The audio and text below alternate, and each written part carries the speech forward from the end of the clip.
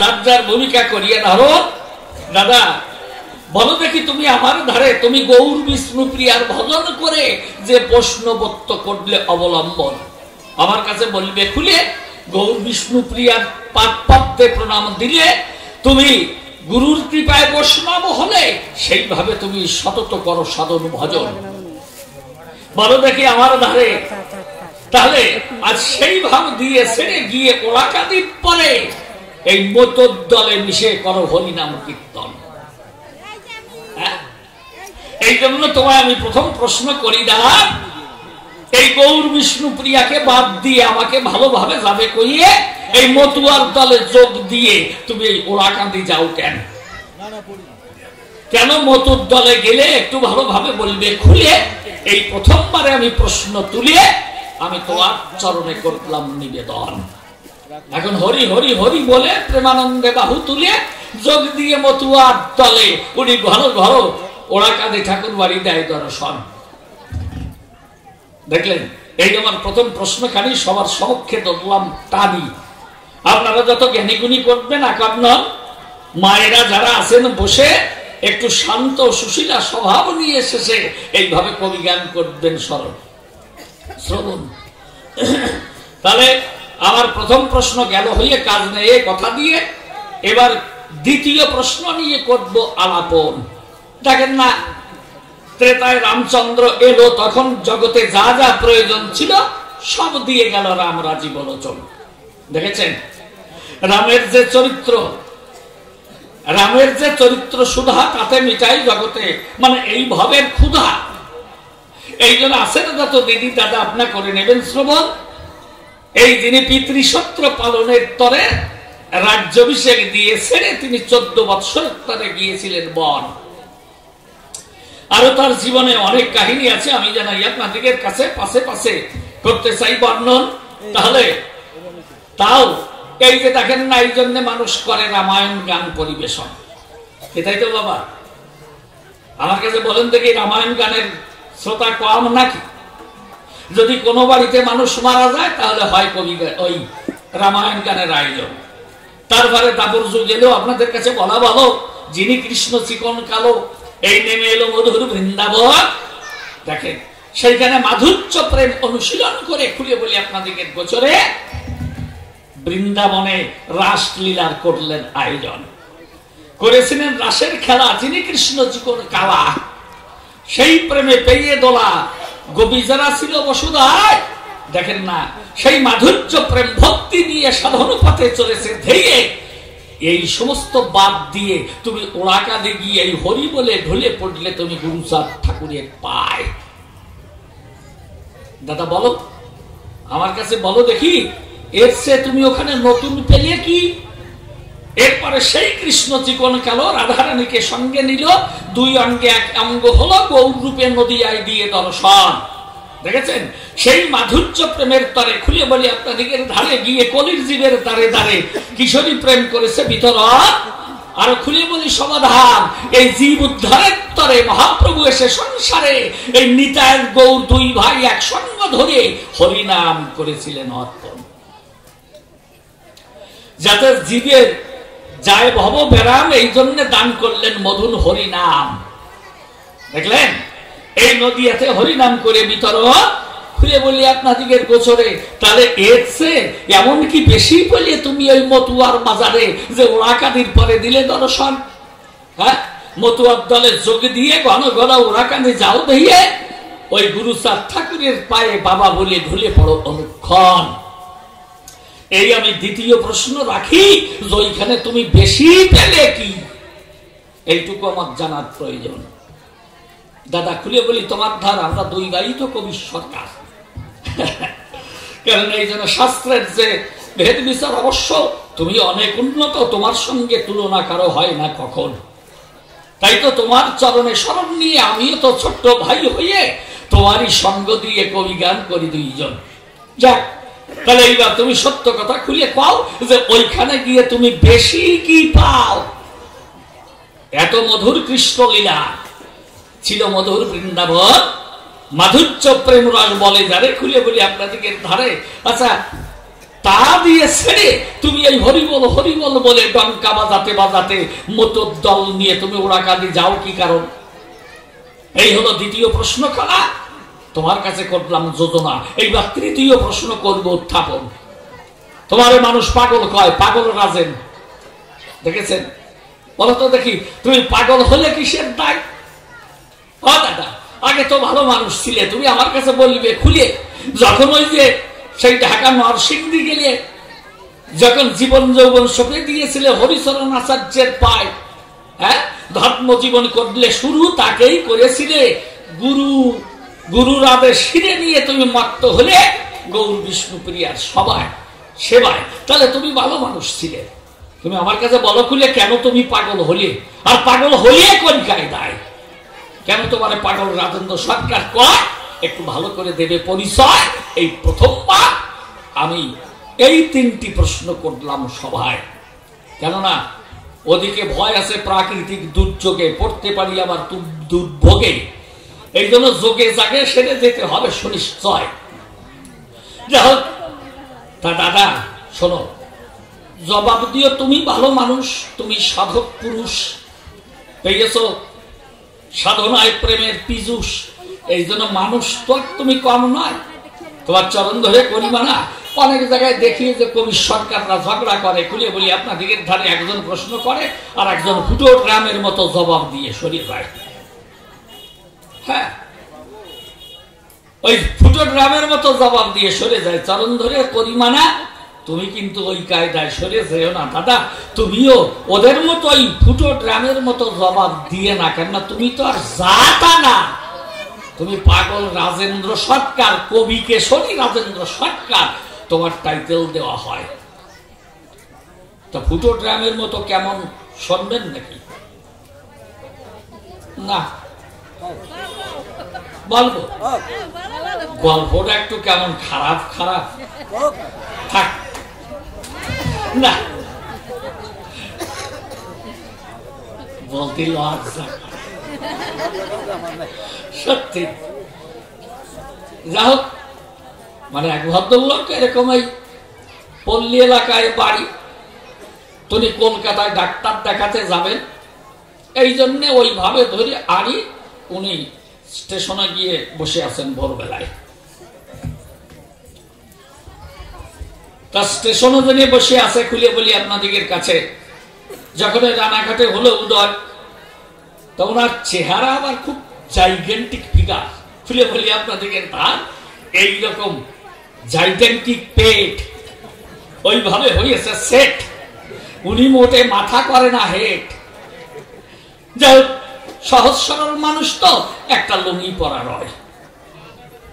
একে হলো লুঙ্গি পরা, তাতে আবার আন্দাজ ছাড়া। মনে রাখবেন কিন্তু, লাগবে এক সময়। তা আন্দাজ ছাড়া লুঙ্গি পরিয়ে, খুলে বলি আপনাদের ধারে, তাতে আবার একটা সাদা মাটা হাফ শার্ট গায়ে, মাঝের তিনটি হাফ শার্ট পরা, এই মাঝখানে এই দুটি বোতাম ছেঁড়া। সেটা কিন্তু ওই পেটের ঠেলায়, বুঝছেন? মানে পেটে ধরে রাখতে পারে না, ওই বোতামে পেট ধরে রাখতে পারে না, এই জন্য ছিঁড়ে গেছে। তা যাও, সহজ সরল মানুষ, লেখাপড়া জানে না, ওইভাবে গিয়ে বসে রয়। ফার্স্ট ট্রেন যখন এলো, ওই ট্রেনে গিয়ে উঠেছিল, তখন তো উনি যেখানে বসা ছিল ওইখান থেকে সরাসরি বসছে কিন্তু লেডিস কম্পার্টমেন্টের জায়গায়।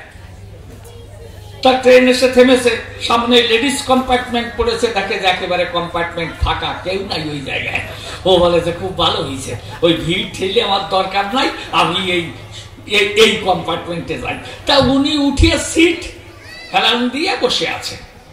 তা দেখেন না, এখন তো না শীত না গরম, মানে নাতিশীতোষ্ণ প্রভাব, বুঝেছেন?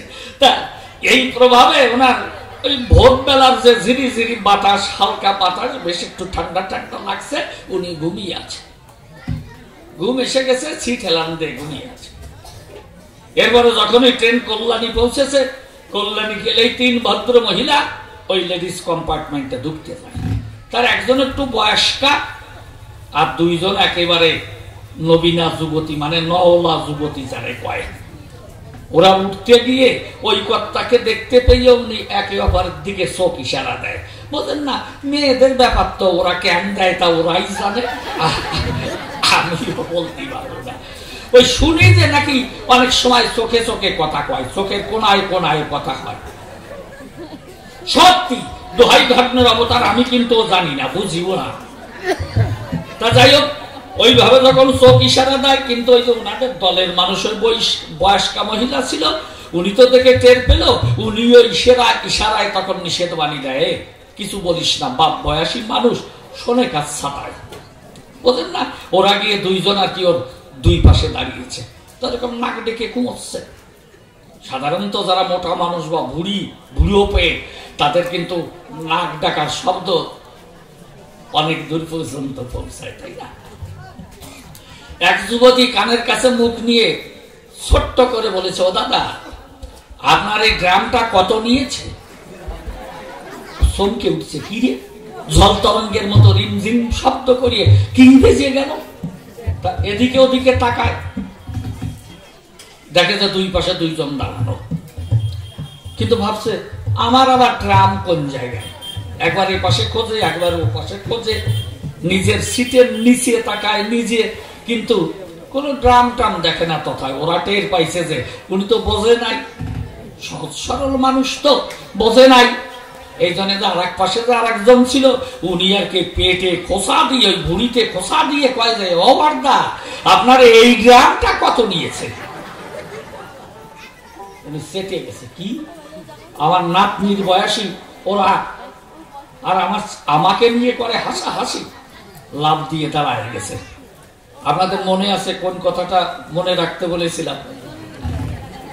লুঙ্গি পরা, এই তো, তাতে হলো আন্দাজ ছাড়া। তা সেই ওই পেটে উড়াতেছে না না, বর্দা আপনার এই গ্রামটা কত নিয়েছে?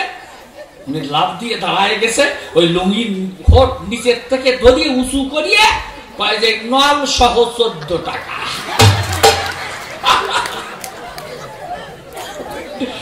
যেই বলেছে 914 টাকা, ওরা যুবতী মেয়ে ভারী লজ্জা পেয়ে ওরা তো দুজন হয়ে গেল ঠেকা। ফিরে গিয়ে যখন সিটে বসছে, ওই বয়স্কা মহিলা দেখে যে আমাদের পরাজয় হয়ে যাচ্ছে, তাড়াতাড়ি কাছে আসছে। তুমি তো সামনে উঁচু করে ধরেছে, আর ওই মহিলা গিয়ে পিছনে উঁচু করে ধরিয়ে মাথা নিচু করে কয়, ও ফুটো ড্রাম, এই জন্য এত কম দাম। দাদা, তোমার চরণ ধরে করি মানা, মাত্র 3খানা প্রশ্ন গেলাম করিয়ে, ভালো ভালো জবাব দিয়ে তুমি বুঝাবে আমারে ওই গল্পের মতো, ওই রকম ফুটো ড্রামের কায়দায় তুমি জবাব দিয়ে না।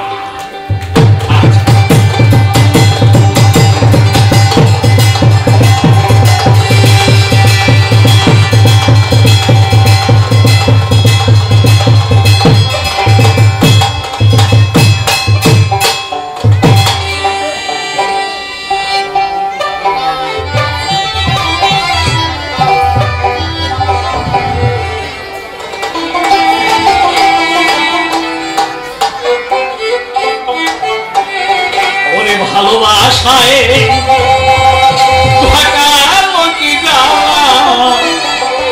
প্রাণ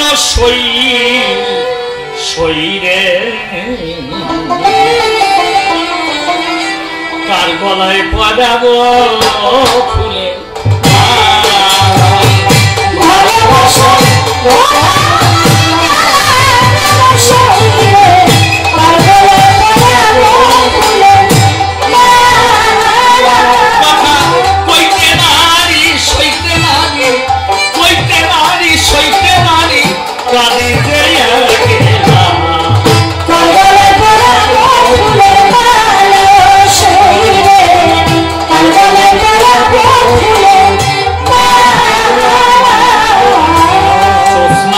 তো সেগুলি হারাইয়েছি অচেনা পথে,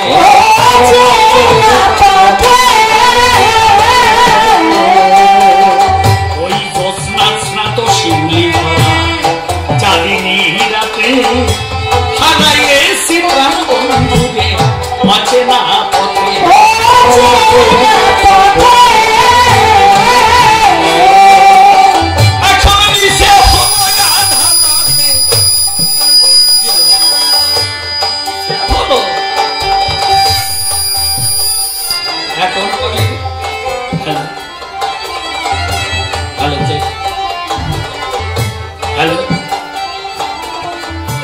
নিচে হলো আধার রাতে আশার প্রদীপ জ্বালা,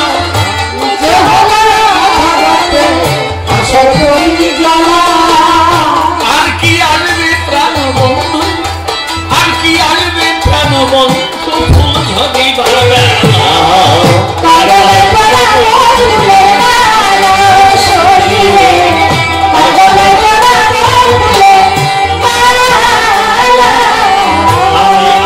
চেয়েও করি কেন ভালোবাসার গান, তবু তো ফুরালো নাম ব্যথার পাখা।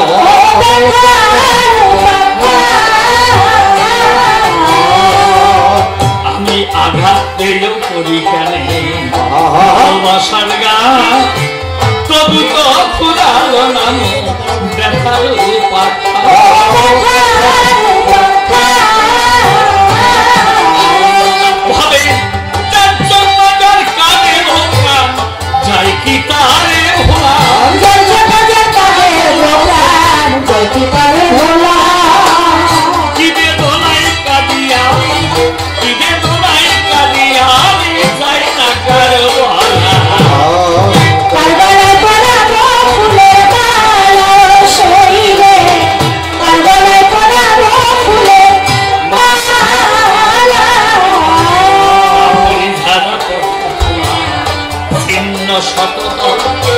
বাজে কানে কে চলবে এবার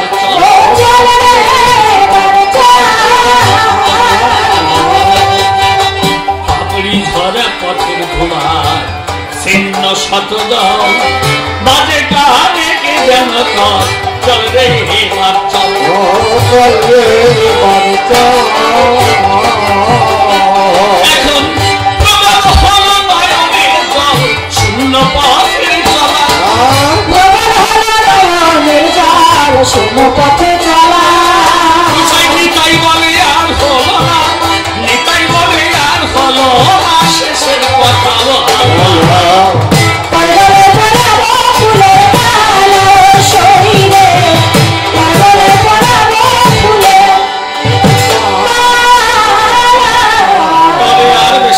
দরকার নাই। আমার মতো আমি এখন ছেড়ে দিয়ে যাই, আপনাদের প্রাণের ধন সবাই এসে গেছে, এই জন্য নিবেদন করি সবার কাছে তার কথা শুনে এবার মন, তার কথা শুনিয়ে এবার দুষ্ট মন প্রাণ, এই জন্য বলি আমি সভা সন্নিধান, এই তাই তো মনে মনে করি বিবেচনা, আমি আর অন্য কথা তো বলবো না। সভাতে আছেন যত সভাসদ জন, একে একে প্রণমিক সকলের চরণ, সকলে আশীর্বাদ করিবেন আমারে, রবীন্দ্র থাকতে পারি কবির সাগরে, সবার মধ্যে যত আছেন মাতৃ জাতি, আপনাদের চরণে হইতে প্রণতি, যাক চলে বেশি বলে দরকার নাই, তবে আমার মতো আমি এখন ছেড়ে দিয়ে যাই, এই পর্যন্ত করি ক্ষান্ত রাধাকান্ত শরীর প্রেমানন্দে